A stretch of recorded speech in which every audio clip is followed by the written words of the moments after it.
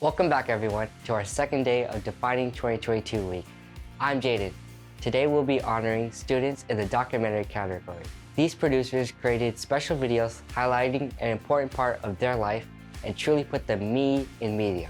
Today we're sending it over to Folsom High School Bulldog SEVA studio, where they are standing by with the honorees. Over to you in the studio.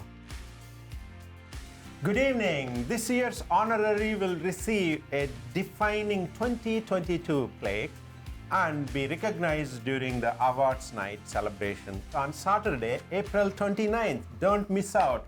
My name is Chalamcherla. I'm the Vice Mayor of Folsom. I am so looking forward for these awards. And I'm Scott Southard. I teach video production and television out here at Folsom High School. Without further delay, let's present the awards.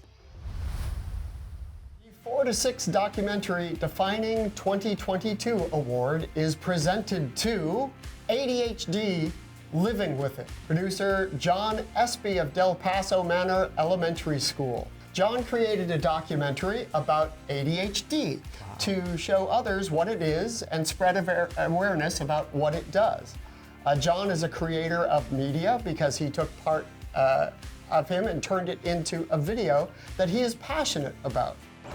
First, let's talk to the doctors. A patient living with ADHD on a day-to-day basis, it kind of feels like something around you is always distracting you. And if you think of the brain like a computer, ADHD can impact the hardware, like the components of the brain, and also the software, like the programs we run to get stuff done. Congratulations, John. Would you like to say a few words? I would. And I would like to just say that I hope that this spreads awareness on ADHD and how it impacts people. And I would like to thank a few people, being my mom, Katrina Espy, my dad, Jordan Espy, my sister, Eleanor Espy, and my teacher, Miss Darrow, and all the people I interview. Well said, John. Congratulations again. The first 7 to 8 documentary Defining 2022 awards is presented to, drum roll, woohoo, media documentary. Wonderful. Producer Charlotte Bean and Sierra Zimmerman of the Andrew Carnegie Middle School. The producers shared their experience of being in media and how it has positively affected their learning experience in this documentary. Carnegie's media program offers lots of different ways to explore your filmmaking and video creativity. In the PSA commercial crew, I basically every day I go out and film stuff to make content for the Carnegie Connection. And I film stuff like B-roll, interviews, and then I put it all together to make a PSA about important things coming up at the school. Congratulations, you two. Is there anything that you would like to say? Thank you so much for this award. I'm really excited to accept this, and I've really enjoyed media this year and working on this video. Charlotte and I made this as a team, and we worked really hard, but we had an amazing time doing it. I want to thank all of my classmates that helped us with our video, and I want to thank our media teacher, Mr. Knight, for inspiring us, helping us, and making media more fun. I'm extremely honored to be able to accept this award with my friend Sierra. We've had so much fun working on this and making this video, so I'm so happy that it paid off and we got this award.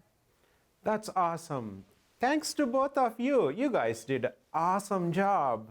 And I see your parents are next to you, I believe. Would you like to say something? Sure. We just love to watch how Sierra learned so much this year, and she just gained so many new skills and had a great time. Would you like to share something about Charlotte? I'm so proud of these two. Charlotte and Sierra have worked so hard, but most of all, it's just fun to see them passionate about something and to do something that for their community and for their school. So we're just so proud of Charlotte and Sierra. Thank you. I know Charlotte's had a great time working on this project this year, and it's great to see her working together with all of her classmates and Sierra to produce such a great piece of content. It's fantastic. Well, thank you guys for sharing. Thank you for sharing your passion for filmmaking with us, and great work. Congratulations. That's awesome. The next video in the 7 to 8 documentary category honored by the judges with the Defining 2022 award is Black History Month. That's an awesome one. Producer Janaya Perez of Fern-Bacon Middle School. Janaya shared this message, this important message about being a creator of media. I believe that creating content is not just about consuming it, but about using our voices to tell important stories and affect the change. I loved it. Black History Month means to me is to know the history, what was behind it. Freedom and, celebration for our ancestors. It means it's a month for me and my family to celebrate our Black culture. Independence, just one word. I feel like it means independence. Congratulations, Janaya. Is there anything else you would like to share with us today? First off, I would not only like to thank you guys for taking the time to recognize my video, but I would also like to thank my teacher, Ms. Ferguson. Without her, none of this would be possible, and I'm just so overwhelmed with gratitude for everything that she's done for me. And I created my project during Black History Month to shed light on young African American voices within my school, because I believe that it's very important to bring attention to young African American voices in order to break down racial inequality, and I do that by using media to amplify those young voices. And I again would just like to say thank you so much. Very well said, Janaya. It looks like your mom is next to you, right? Mom, do you like to share a few words about Janaya? I'm so very proud of her, and I'm so glad that she's using her media talents to make sure that she does something very important, like making sure that we get our voice out there for Black History Month. Thank you. So both of you, great work, Janaya, and congratulations again. And remember, get your plaque at the awards night. The next 7 to 8 documentary Defining 2022 award is presented to, drumroll, Adultification. Woohoo! Producer Summer Tracy of Fern-Bacon Middle School. Summer uses media to represent herself and showcase what is important to her. Summer hopes to use her media platform to make a positive impact. That's awesome, Summer. And spark meaningful conversations. Through the video, she is taking an active role in shaping conversations and using her skills to create a message that will resonate others. That's awesome, Summer. Adultification. Adultification bias is a recurring racial prejudice against children of color. Adultification is when a child is seen as more mature than they actually are and treated as such. Congratulations, Summer. What a powerful video. Would you like to say a few words? Yes. Firstly, I'd like to say thank you to everyone who helped me during the making of this project, especially Ms. Harris and Mrs. Malden for learning about the topic and agreeing to be in it and help me with it. I hope that my video helps people. I hope it helps people think about how they treat children of color, and I hope it helps people become more empathetic. And I'd like to say thank you for choosing me to accept this award. That's awesome, Summer. You said it so well. Thank you again. The final Defining 2022 video in the 7 to 8 documentary category is Creativity and Flexibility in the Classroom. I love this video.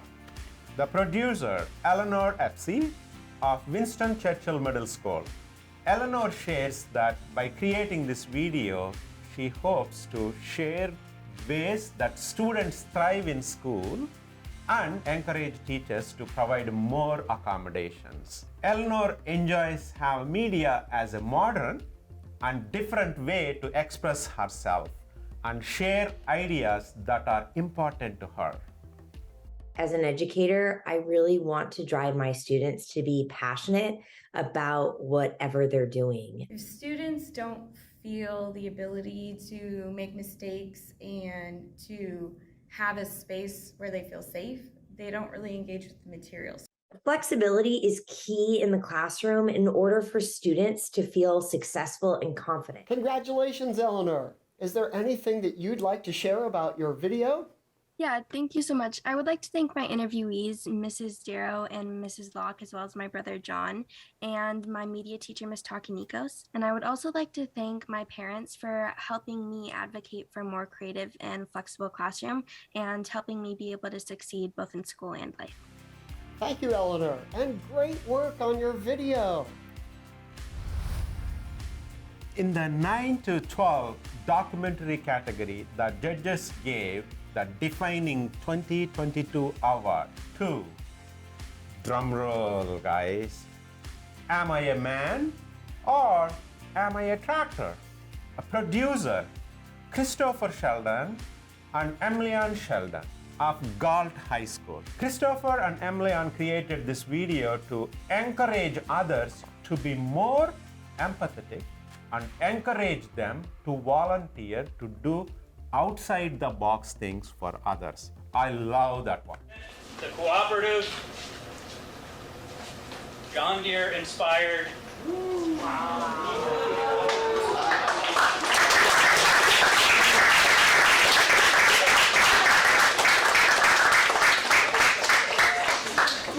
wheel spins.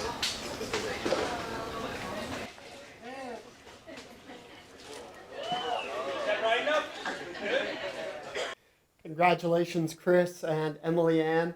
Is there anything that you'd like to share with us about making your video?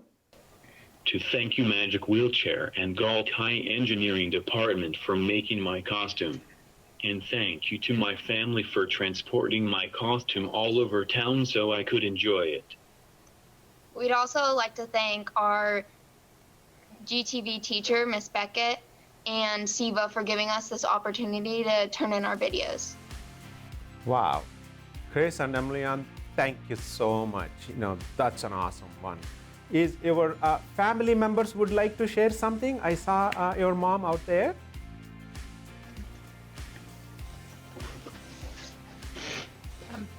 It's just very exciting fun to watch them work on their videos. It was great. That's awesome. Well, thank you all again. Thank you, Mom, for supporting their artistic endeavors, and the best of luck to both of you. Congratulations again. Congratulations to everyone who entered the videos, and your work is very impressive. And big congratulations to the award winners, because they went little bit above and beyond, and especially for their families supporting those young hearts. That's right. It's so important in the development of young filmmakers to have that support, and we've been so impressed this year with all of your work. Congratulations again. We hope to see you all at awards night. Absolutely. Don't miss out. It is April 29th night. I want you to walk in on the red carpet and take your award. And very soon we are going to be seeing you guys when you grow up and the Oscar red carpets with some awards. Yes, absolutely. What another great day of videos and student producers. Congratulations, everyone. As a reminder, make sure to stay tuned for the full versions of all tonight's winners and join us tomorrow for the School News Defining 2022 Awards.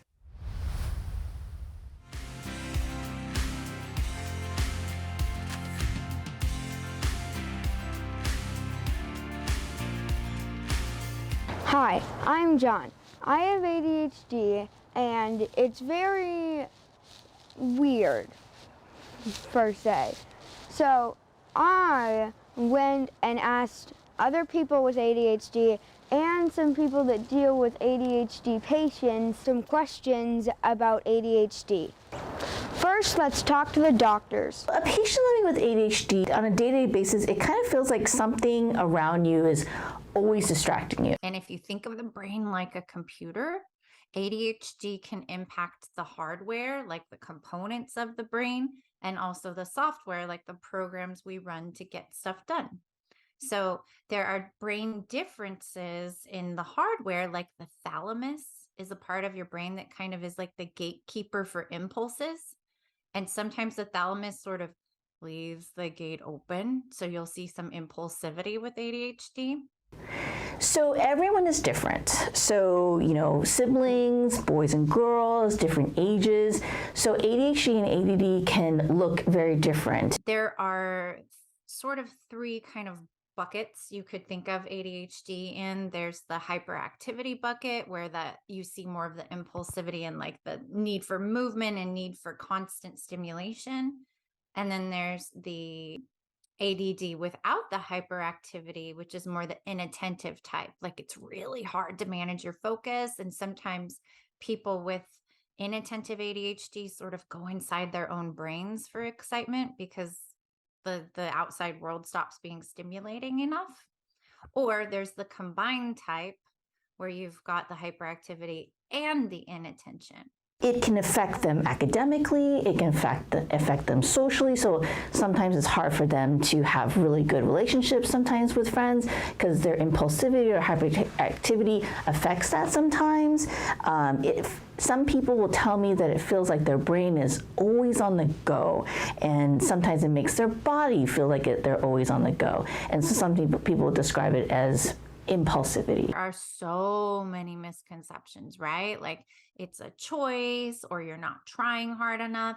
And those ones really hurt my heart because we wouldn't say that about something physical that we could see, yet because it's invisible in somebody's brain, sometimes people say that. When people are diagnosed with ADHD and ADD, that they automatically get diagnosed and get the medications, which I think is very untrue.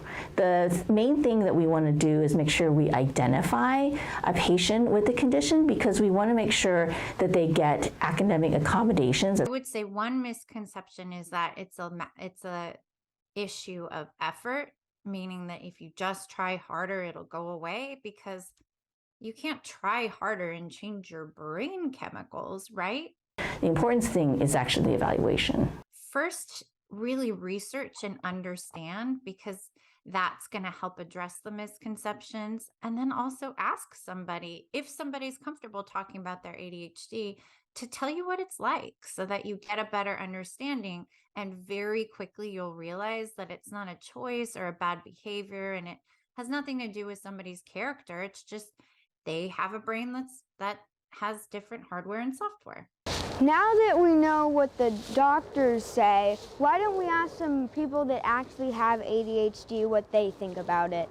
Living with ADHD, it can be hard at times when I'm at work and stuff like that, because there's so much stuff going on and it's hard for me to stay focused. As a person with ADHD, I don't know what it's like to not have ADHD. There are a lot of experiences that I think of as normal that might not be normal to another person, but I think ADHD has definitely benefited my creativity. I always have to take a few moments to slow down my brain and process things a little bit better. So I am fairly good at being able to make things up in my head, whether it's a design for a project or a scenario, which can kind of backfire sometimes. It can make it a bit harder to focus on people during conversations. And some strategies I used, if I was noticing that I would get off task, I would start asking more questions about the topic, and that usually helped a lot with staying with the class and being productive.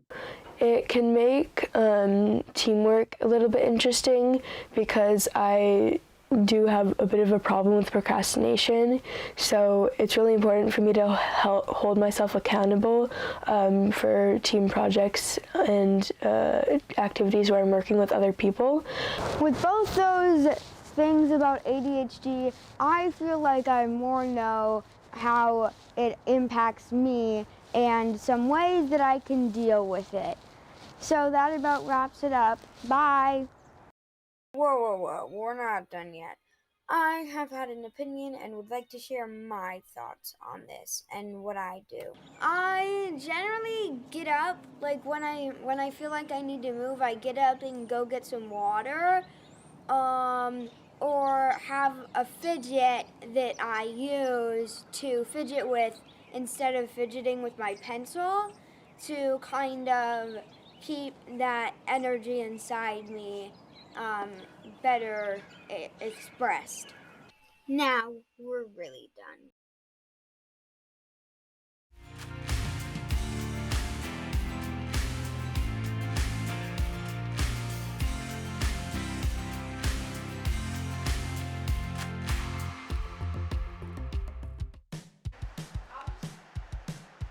Yeah, it's really fun. I mean, most of the time I just hang out with my friends, and like filming is really fun too, because I like being on camera, because yeah.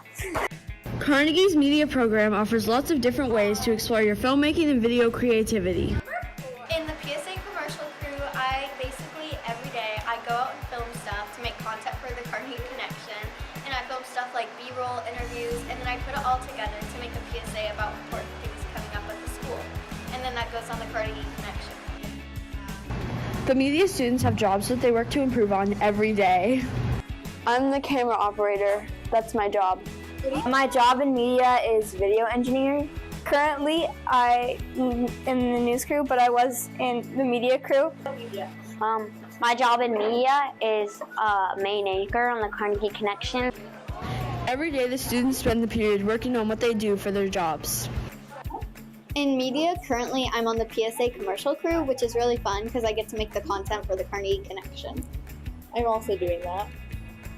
Being on the PSA commercial crew, we get to make content for the Carnegie Connection while the anchors aren't on. You get to go out and you get to make your PSAs on like random topics for school.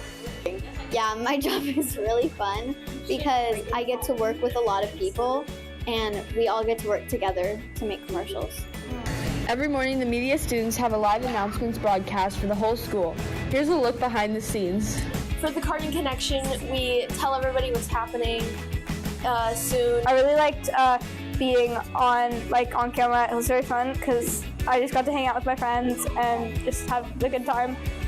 Being a video engineer, I control the segments on the Carnegie Connection and switch them to commercials and stuff. Being the camera operator, I when different groups of people come on for birthdays and weather and leadership, I always move the camera to and adjust it so that people are on correctly, you know. They'd just be everywhere and the camera might not even be on anyone at all. So it helps a lot. When I was in the media crew, we rotated jobs a lot, and I liked that because I got to make new experiences with my jobs because there was multiple to do. Honestly, my favorite job has probably been the anchor because I got to be on the Carnegie Connection, which was really fun because I got to get there early and get to read the script and explore all that. And when I was on the Carnegie Connection, it was really fun because if I messed up, I could just laugh about it, and I could always rewatch it and just laugh. Hey, no phone.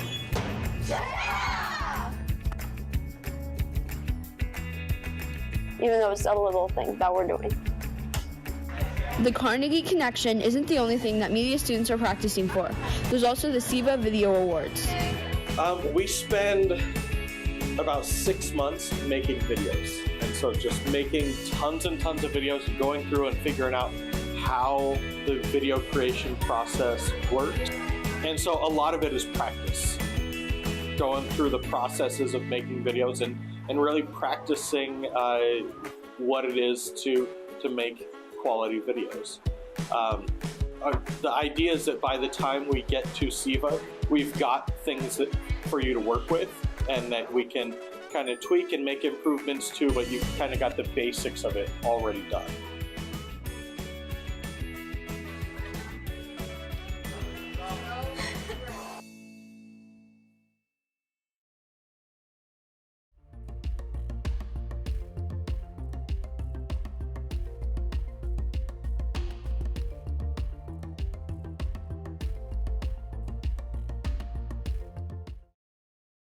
My name is Xavier Payne, and I'm 13. My name is Johnny Wilson, and I am 14 years old. My name is Carmen Massey, and I'm 13. Kimarion Hayes, I'm 14. My name is Gigi K, and I'm 13. Black History Month means to me is to know the history, what was behind it. Freedom and, celebration for our ancestors. It means it's a month for me and my family to celebrate our Black culture. Independence, just one word. I feel like it means independence.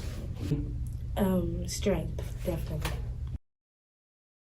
Michael Jordan and Kobe Bryant, because I like sports a lot, so I liked it when I was growing up. Frank Ocean or any Black artist or person that is successful in life. Rihanna, her, and SZA. Probably Malcolm X and Katherine Johnson. I believe Beyonce and Rihanna. They show a lot of, they're powerful, like their voice, their actions, and they know how to carry themselves. When I'm at home, because I'll be at home all the time, and I'll really be out. When I'm with my friends. I would say at church because there's a lot of African American people there and people in my skin. Probably playing basketball. When I'm around people that's like me, like I can talk to them, be myself around them, and they understand how I am. Probably experienced racism like twice, but it was just like some white kids like saying like the hard R and stuff like that. So like how to overcome that is just I don't really even pay attention to them because like they just say a word and it doesn't really faze me. I definitely have struggled with that, and I feel like I overcome it by just like affirmations and just trying to convince myself that I'm all that. Yes, I have on multiple occasions, and it still happens now. I think I just talk to it with somebody and try to get all my feelings out. Yes, I've experienced some problems with my skin color, but I overcome it by ignoring. I don't really hear what they're saying. Yeah, and I try to just ignore it. To know what the history was and what we went through, like slavery and stuff like that. It's important because what used to go on back in the day is very, serious, and I feel like it's amazing that we kind of just, have gone through that and things are much different now, and it's nice to celebrate it. Because other cultures that are not African American, they probably won't ever understand what it is to be Black and what it means to be African American, and I think that's a great opportunity for not only us as African American people, but other cultures to find out what it means and how it is.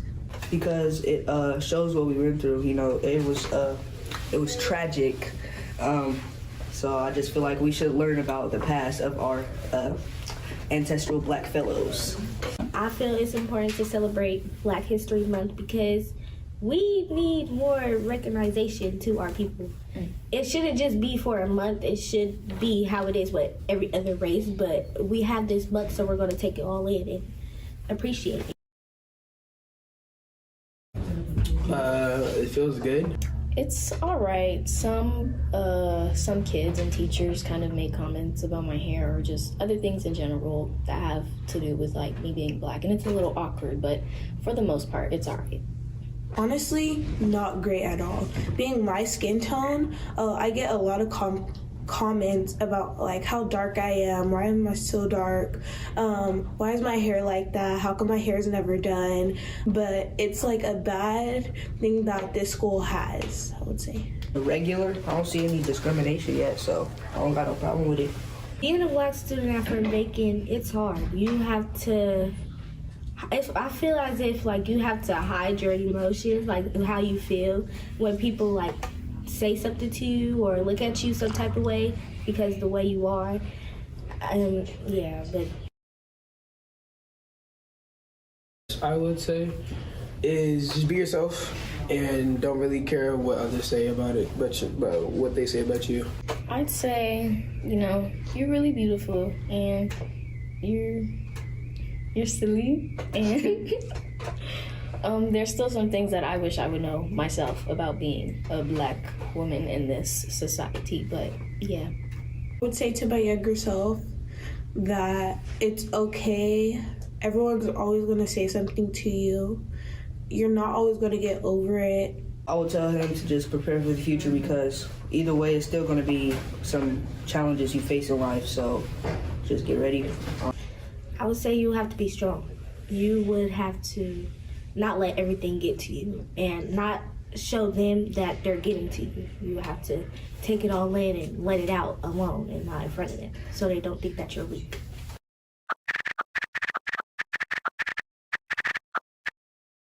Happy Black History Month!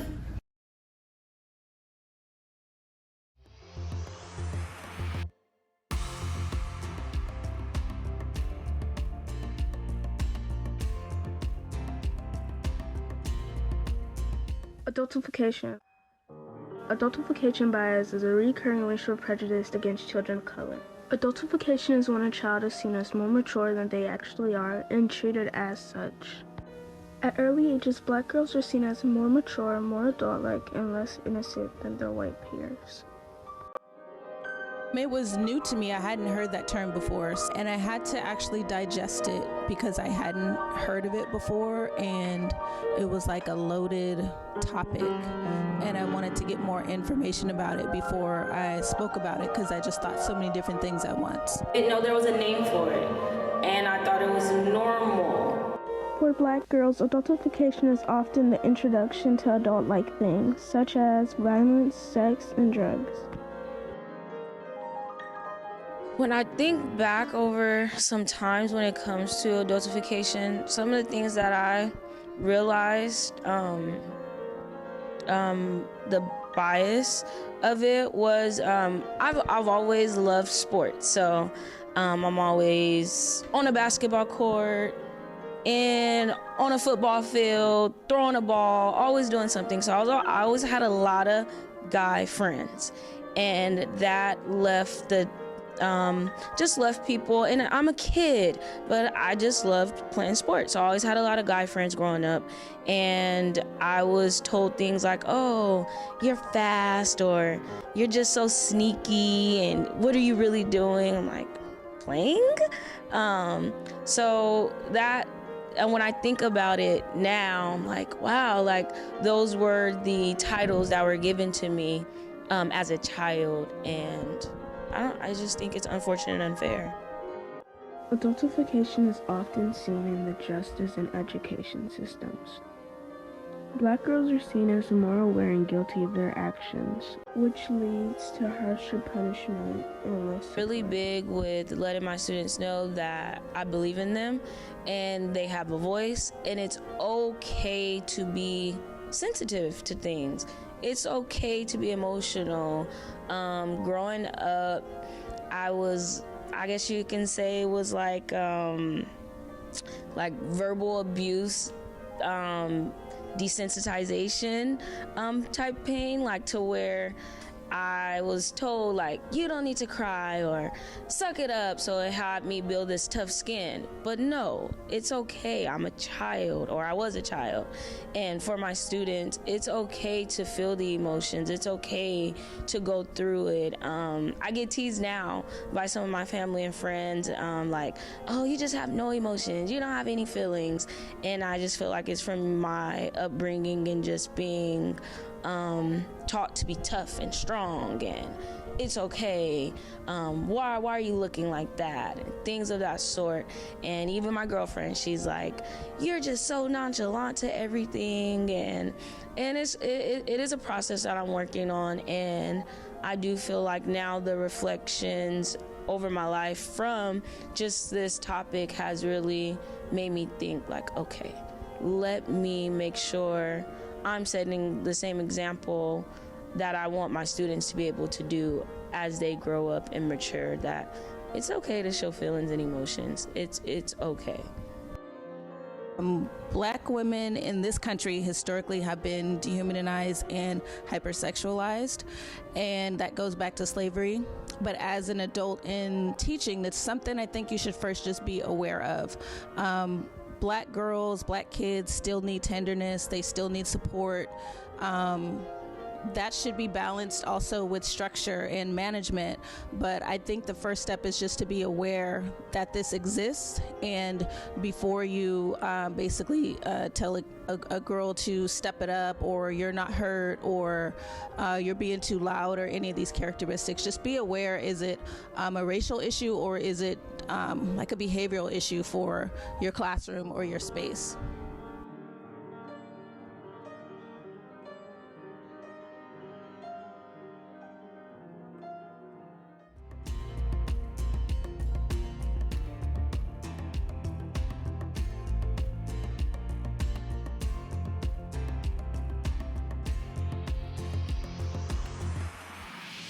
As an educator, I really want to drive my students to be passionate about whatever they're doing. If students don't feel the ability to make mistakes and to have a space where they feel safe, they don't really engage with the materials. Flexibility is key in the classroom in order for students to feel successful and confident. Students don't have flexibility, they can't learn how to cope with life, really. So learning how to be flexible in the classroom is a really important life skill that all students should practice. By having flexibility, whether it's with the due date or how an assignment works, it's able to make sure that I don't stress out a ton over something and have it not be what I know that I'm able to present to the world. And when teachers are flexible, it also makes students feel safe. It makes students feel like they can accomplish something, and it really, really, really helps with student engagement because students start taking ownership of their learning. Flexibility really speaks to that need that we all don't learn the same, and that's okay. We can celebrate our strengths, and we can use collaboration and communication to gain knowledge and understanding from others. Without flexibility, I wouldn't know how to solve a twist on a project or on a problem. Being flexible and teaching students to be flexible allows those confidences to build and helps them to be a better student and helps them to actually like being in the room and attempt to not hate the material. As individuals, we all have our own strengths and weaknesses. When educators allow flexibility within the classroom, we're providing students to spotlight their area of success and lean on classmates for areas that maybe they need support or encouragement. I can help and be flexible to help them be successful. The idea of flexibility is key in bringing out the best in every learner. Letting students be themselves is really, really important, and that is an important part of being a flexible teacher. Creativity drives passion, and that passion is what sparks engagement in learning. I find that when I'm able to be creative in the classroom, I am able to express my ideas and what's going on in my brain about a certain subject or topic a lot better. Being creative allows all different kinds of students to connect to whatever they're learning about. Creativity is key in having students have an opportunity to find that passion for whatever it is. It's important to be creative in the classroom because it helps you solve problems. When I see that we're having a guided instruction and students are sharing their ideas and their thinking, and you can see their hand goes up really quickly and they're ready to share and they're excited, I can see that that's a spark of interest from them. So I'm going to lean on that a little bit more and maybe ask for their information or what they know. I really try to have my students drive the instruction that's being done within the classroom to help the success of everyone else. We try really, really, really hard to build a positive classroom culture. We have more discussions in class because I feel that I'm better able to get my ideas out in a discussion than writing them down on paper.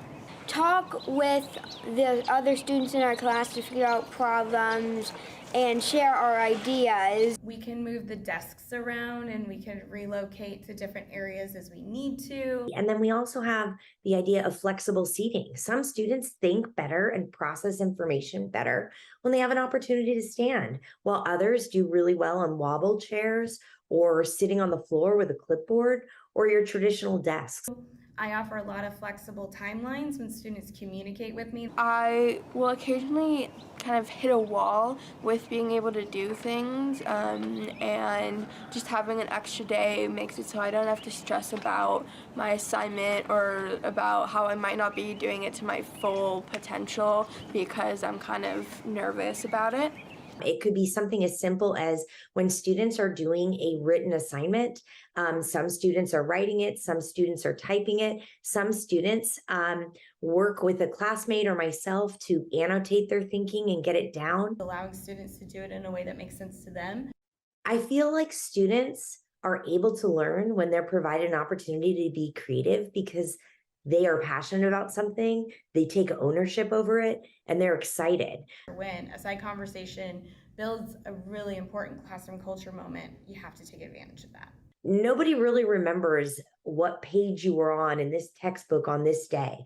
But if they remember the opportunity of creating something or talking through something or problem solving with a classmate, that is memorable. So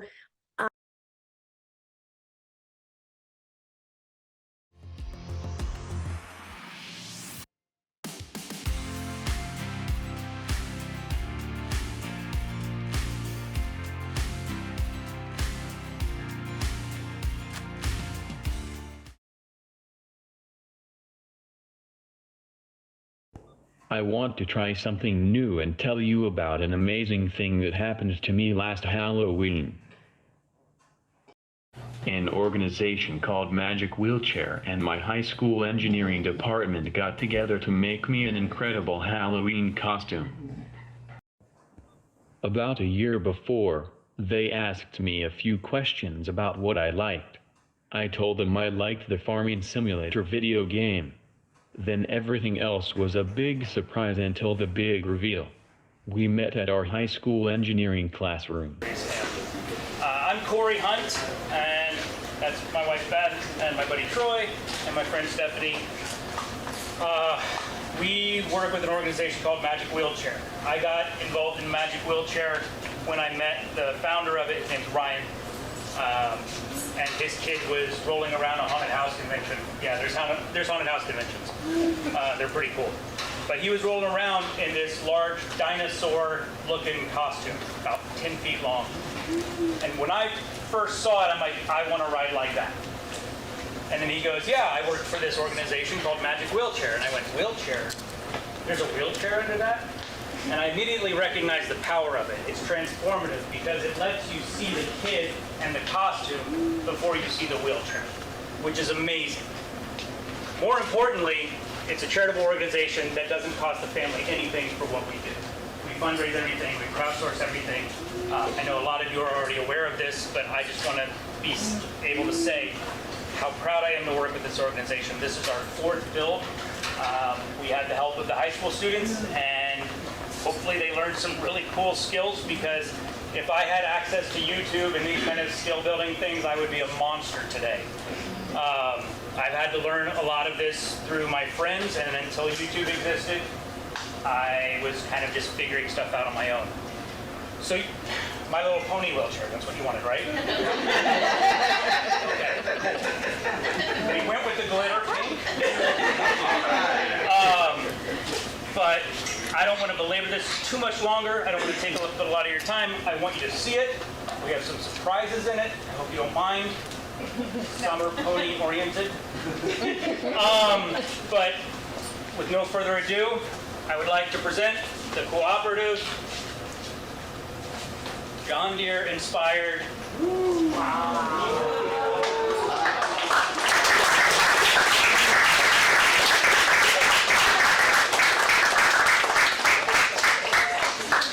The wheel spins.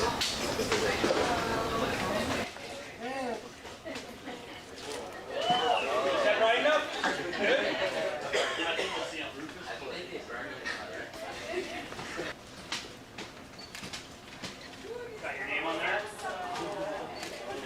We got a hazard thing here.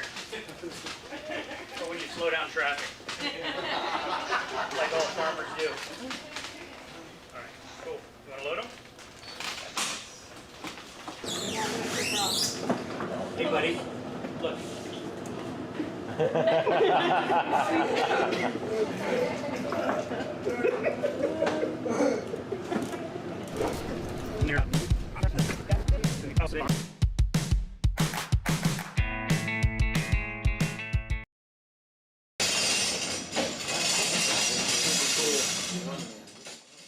My favorite part was all the lights and sounds.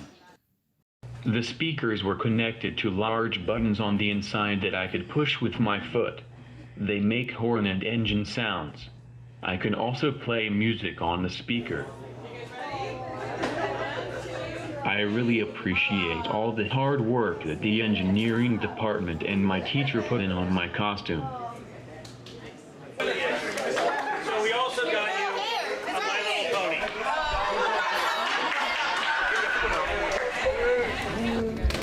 Are we looking? I'm good on the gap over here. We're good. Okay. Oh yeah. And then someone would pick it up and all of them would fly off. They didn't think it was. I didn't think it was. You just gotta wait. Okay, who's driving back here? Wow,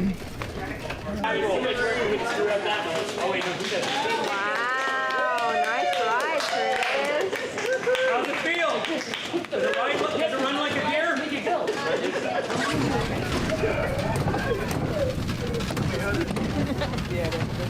His face, he's laughing. We're gonna take out that chair over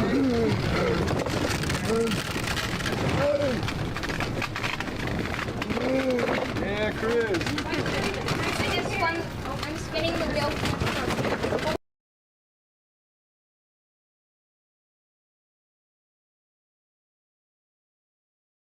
I went to the trunk or treat at my church that night. Everyone was amazed by my costume.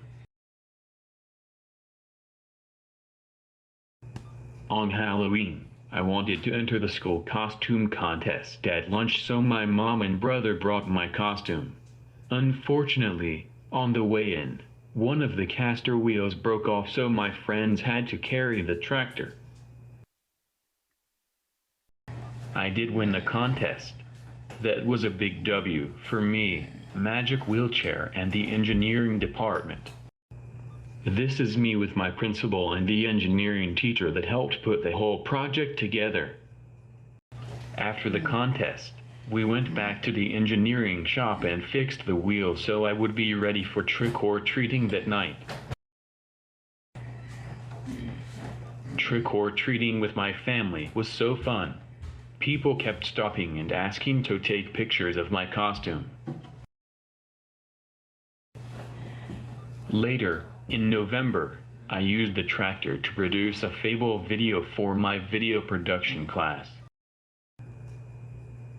My final bit of excitement with the costume this year was entering the lighting of the night parade in my town.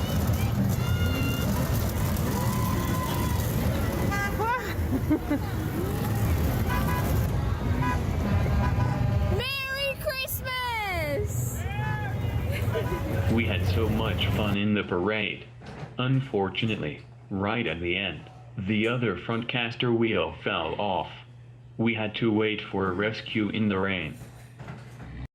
The tractor comes apart for easier storage. My parents spent Christmas break finding a home for my tractor in the garage. I am excited to use it again next year. Here are some behind-the-scenes shots of the engineering students and Corey Hunt working on my costume.